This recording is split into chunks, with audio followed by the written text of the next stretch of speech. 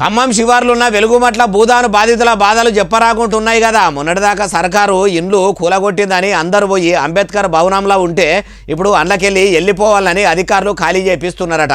అగో నిల్వనీడ లేకుండా చేసి వెళ్ళిపోవాలంటే ఇప్పుడు ఎటు పోతారంటారా? వాళ్ళ బాధలు చూడు ఎట్టున్నాయో.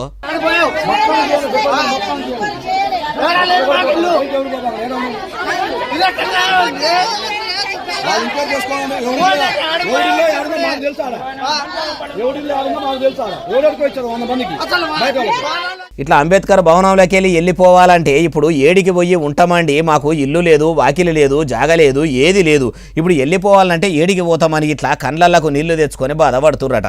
అరువులైన వాళ్ళకి కాకుండా ఆస్తిపాస్తులు ఉన్నోళ్ళకే ఇందిరమ్మ ఇండ్లు ఇచ్చిర్రు, కావాలని మాకు ఇండ్లు ఇయ్యలేదని కొందరు ఇప్పటికే నెత్తి నోరు కొట్టుకుంటురు. అందాద 700 దాకా ఉన్న ఇండ్లు కూలగొడితే 300 మందికే ఇండ్ల పట్టాలు ఇచ్చిర్రు. తతిమూలకు ఎప్పుడు ఇస్తారని అటు బాధితులు బాధపడుతుర్రట. అయ్యా, ఇండ్ల మంత్రి పొంగులేటి శ్రీనివాసరెడ్డి సారు, మా ప్రజాప్రభుత్వంలో ప్రజలకు ఇబ్బంది అయ్యే పనులు చెయ్యమని మైకు పట్టినప్పుడల్లా ఖమ్మం కాకెరికాయలు ఎంత దొడ్డు ఎంత పొడుగా అంటే గుమ్మడికాయ ఎంత దొడ్డు పొట్లకాయ ఎంత పొడుగా అన్నట్టు బాగానే మొత్తుకుంటారు కదా. మీరు చెప్తున్న దానికి ఖమ్మం శివార్లున్న వెలుగుమట్ల బాధితులకు జరుగుతున్న అన్యాయానికి దున్యా ఆస్మాన్ ఫరాకు ఉన్నదట. మొదలు భూదాన బాధితులకు ఇందిరమ్మ ఇండ్లు ఇయ్యండ్రి, నిల్వనీడ కోల్పోయిన బాధితులందరికీ కూడా ఇండ్లు ఇచ్చి వాళ్ళ బాధలు వాపుర్రి. ఇంకో ముచ్చట ఏమి వినబడుతున్నది అంటే మీ పార్టీలో ఉన్నోళ్ళకి ఇండ్లు ఇచ్చి మీ పార్టీలో లేనోళ్లకు ఇండ్లు ఇయ్యకుండా సతాయిస్తుందని అంటుర్రు. అది ఎంతవరకు నివద్దనో మీరే చెప్పుర్రి.